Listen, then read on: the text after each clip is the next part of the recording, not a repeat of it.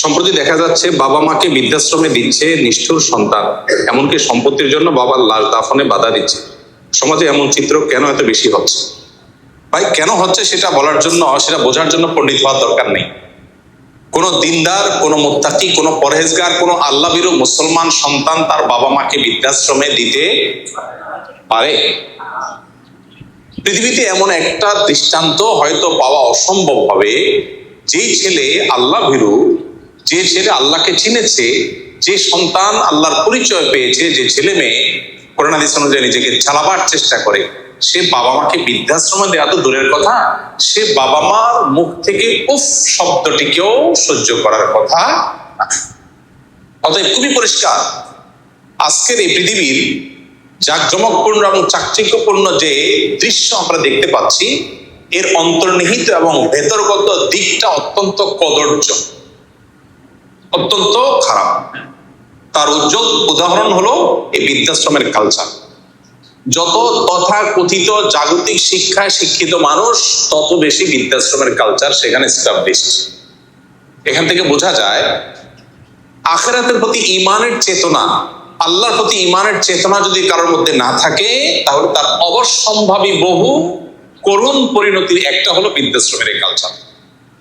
যে বাবা মা ছোটবেলায় পরম যত্ন আদর দিয়ে সন্তানকে বড় করেছে, তিনি মুসলিম হোক অমুসলিম হোক, যে কোনো বাবা মা মানেই হলো বাবা মার প্রতি পরম যত্ন মমতা দিয়ে সন্তানকে বড় করে, কিছু অমানুষ হাতে গোনা ব্যতিক্রম বাদে।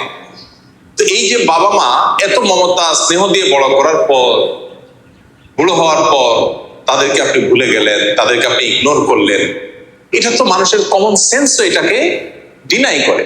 অবশ্য আজকের যে পৃথিবী ডেভেলপ হচ্ছে, আজকের যে পৃথিবী প্রতিষ্ঠিত হচ্ছে, এখানে আমরা দেখতে পাচ্ছি সন্তানের প্রতি ছোটবেলা থেকে অবিচার করা হচ্ছে, যার কারণে তার করুণ পরিণতি বাবা মা বৃদ্ধ বয়সে পাচ্ছেন। কিভাবে অবিচার করা হচ্ছে? সন্তান জন্মের পর আপনি এমন কালচার ডেভেলপ করেছেন যে পুরুষ লোকটাও কাজ করবে, মহিলা লোকটাও চাকরি করবে, দুইজনে চাকরি করবে। তাহলে বাচ্চা কি হবে? বাচ্চাকে দিয়ে যাবেন হলো কোথায়? বুয়ার কাছে বা বেবি কেয়ারে, ডে কেয়ারে। তাহলে যে বয়সে বাচ্চা মায়ের পরম আদর পাওয়ার কথা, বাবার স্নেহ পাওয়ার কথা, সে বুয়ার কাছে বড় হচ্ছে, বেবি কেয়ারে, ডে কেয়ারে বড় হচ্ছে। তাহলে বাচ্চার প্রতি বিচার করা হচ্ছে কি হচ্ছে না? এখন তো বাচ্চার আলাদা খাট বের হয়েছে, দুধের বাচ্চাকেও আলাদা খাটে শোয়ানো, মা বাবার কাছেও শোয়ানো। এই বাচ্চা যখন বাবা মার স্নেহ মমতা থেকে বঞ্চিত হচ্ছে, শুধু সেটা না, ওয়েস্টার্ন কালচারে 17-18 বছর বয়স হয়ে গেলে এরপরে বাচ্চাকে বলে কই আলাদা করে দেয় যে যাও তুমি এবার তোমার লাইফ গোছাও, তুমি প্রাপ্তবয়স্ক হয়ে গেছো, আমাদেরকে একটু এনজয় করতে দাও আমাদের। আর মুসলমান বাবা মা সাধারণ চিত্র কি? বাবা মা কোনোদিনই চায় না সন্তান তার থেকে আলাদা হোক, সারা জীবন থাকতে পারলে আরো ভালো লাগে তার কাছে, না?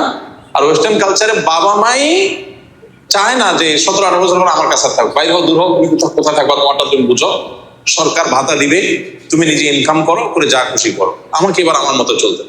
যখন সন্তানের প্রতি মায়া মমতা বাবা মা তুলে নিচ্ছে, ছোটবেলা থেকেই তারা কর্মমুখী হচ্ছে, সন্তানের দিকে খেয়াল করতেছে না, তখন এই বাবা মাকে বৃদ্ধ বয়সে বৃদ্ধাশ্রমে রাখবে না, কি করবে? বুঝেন নাই কথা? আল্লাহর সিস্টেমকে যখন মানুষ ভায়োলেশন করবে, তার পরিণতি এরকম হয়। হ্যাঁ, আমি বলছি না যে বৃদ্ধাশ্রমে থাকা সব বাবা মা তার কৃতকর্মের ফসল পাচ্ছেন, আমি সবাইকে ব্লেম দিচ্ছি তা কিন্তু না। আমি বলছি কালচারাল সমস্যার কথা। অনেক বাবা মা সন্তানকে মানুষ করার চেষ্টা করেছেন, কিন্তু সন্তান কুলাঙ্গার এবং অমানুষ হয়েছে, এটা সন্তানের দোষ, বাবা মার দোষ না। এরকম বহু বাবা মাও আছেন। আল্লাহ তাআলা আমাদেরকে আদর্শ বাবা মায়ের ভূমিকা অবতীর্ণ হওয়ার তৌফিক দান করুন।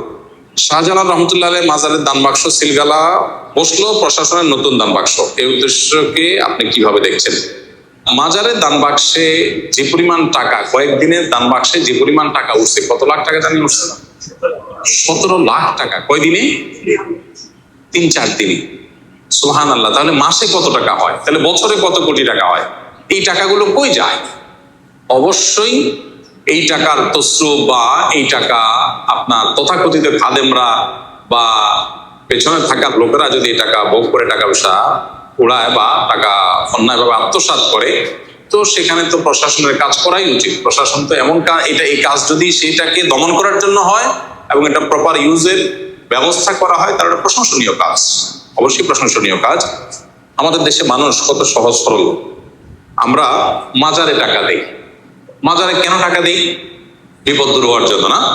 মাজারে টাকা দিলে মনের আশা পূরণ হবে, বিপদ দূর হবে। এতে কোরআন বা হাদিসে কোথাও আছে? নাই, কিন্তু আমরা দিচ্ছি। বহু মসজিদ টাকার অভাবে বানানো যাচ্ছে না, বহু মাদ্রাসা টাকার অভাবে ছেলেরা বাচ্চারা খাবার পাচ্ছে না, বহু গরিব মানুষের বাসায় খাবারের ব্যবস্থা নেই, বহু বেকার সামান্য একটু টাকার জন্য বেকারত্ব দূর হচ্ছে না। অথচ মাজারে গিয়া লাখ লাখ কোটি কোটি টাকা মানুষ ঢেলে দিচ্ছে মিথ্যা আশায় যে এখানে দিলে আল্লাহ আমার সমস্যা দূর করে দিবে। আল্লাহ তো বলেন নাই। শাহজালাল সাবরান রহমতুল্লাহ আলাইহিমা তারা নিজেরাও জীবদ্দশায় বলেন নাই যে আমাদের মারা যাওয়ার পরে আমাদের কবর পাশে টাকা ঢেলে দিলে তোমাদের কাজ হয়ে যাবে। তারা বলছেন কোথাও? কেউ দেখাতে পারবে? তাহলে এটা একটা ব্যবসা, এটা একটা কি ব্যবসা। অতএব এই আত্মসাৎ বন্ধের উপায় অবশ্যই প্রশংসনীয় যদি সেটা সঠিক ব্যবহার করার উদ্যোগ নেওয়া হয়। কোন আয়াত বা হাদিসে টুপি পরিধান করার বিধান আছে কিনা? উত্তর হলো, টুপি নবী করিম সাল্লাল্লাহু আলাইহি ওয়াসাল্লাম পরেছেন, সাহাবা একরাম পরেছেন, পড়তেন। এটাকে উলামা একরাম সুন্নতে আদা বলেন। সুন্নতে আদা, সুন্নতে ইবাদা না। সুন্নত দুই প্রকার, একটা হলো অভ্যাসগত সুন্নত, আরেকটা হলো ইবাদতগত সুন্নত। নবীজি সাল্লাল্লাহু আলাইহি ওয়াসাল্লাম তিনি টুপি পড়তেন, এটা অভ্যাসগত সুন্নাহ, ইবাদতগত সুন্নাহ না। এই জন্য আরবের মানুষের মধ্যে টুপি পরার সংস্কৃতি ছিল, সেটা তিনি বহাল রেখেছেন। কোন সংস্কৃতি তিনি বহাল রেখেছেন সেটা ইসলামের দৃষ্টিকোণ থেকে অভ্যাসগত সুন্নাহ হিসেবে বিবেচিত হবে যদি সেটা ইবাদতগত সুন্নাহ হিসেবে সাব্যস্ত না হয়।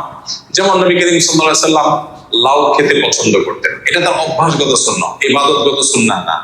অভ্যাসগত সুন্নাহ যদি কেউ পালন করে নবীজির মহব্বতে সে সওয়াব পাবে। কেউ যদি লাউ পছন্দ করে খায় এই কারণে যে নবী করিম সাল্লাল্লাহু আলাইহি ওয়াসাল্লামের পছন্দের আইটেম ছিল সেজন্য আমি খাচ্ছি, ওকে, তাহলে এর জন্য তিনি নবীজির মহব্বতে তিনি করছেন, এই জন্য তিনি অবশ্যই আল্লাহর কাছে বিনিময় পাবেন। সেই হিসাবে টুপি যদি কেউ অভ্যাসগত নবীজির সুন্নাহ হিসেবে তিনি করেছেন, তিনি কোনো নির্দেশ এটার জন্য দেন নাই, কোনো ফজিলত আলাদা বর্ণনা করেন নাই, বাকি তিনি করেছেন, এই জন্য তার মহব্বত আমি করি। এই জিনিসটা যদি কারোর মধ্যে থাকে তাহলে সেক্ষেত্রে সে আল্লাহর কাছে আজর আশা করবে। আর টুপি এখন গোটা বিশ্বে মুসলমানদের প্রতিষ্ঠিত শিআর বা নিদর্শনে পরিণত হয়েছে। অর্থাৎ টুপি দেখলে বোঝা যায় এই লোকটা মুসলমান। মা বোনদের হিজাব নেকাব দেখলে বোঝা যায় এই ভদ্র মহিলা মুসলমান। কোনো কিছু যখন শিআরে পরিণত হয়, মার্কা বা ইউনিফর্মে পরিণত হয়, তখন সেটার একটা আলাদা গুরুত্ব এবং তাৎপর্য চলে আসে। তাহলে টুপি পরা কোনো ফরজ ওয়াজিব না, ইবাদতগত সুন্নাহ বলা যায় না। কেউ যদি জীবনে টুপি নাও পরে আল্লাহর কাছে তার কোনো জবাবদিহিতাও নাই। কিন্তু নবীজির মহব্বতে, সাহাবা একরামের মহব্বতে কেউ যদি তার অভ্যাসগত সুন্নতের অনুসরণ করে সে আল্লাহর কাছে আজর আশা করবে। আর মুসলমানদের এটা একটা নিদর্শন, গোটা বিশ্বব্যাপী প্রতিষ্ঠিত হয়ে গেছে। নিদর্শন আলাদা একটা ভ্যালু আছে, সেই ভ্যালুটা টুপির ক্ষেত্রে অবশ্যই প্রযোজ্য। কিন্তু এটার কারণে আল্লাহর কাছে না জবাবদিহিতার মুখোমুখি কেউ হবে না করলে, আর এটা না সুন্নাহ না এটা কোনো সরাসরি এটাকে ইবাদত বলা চলে।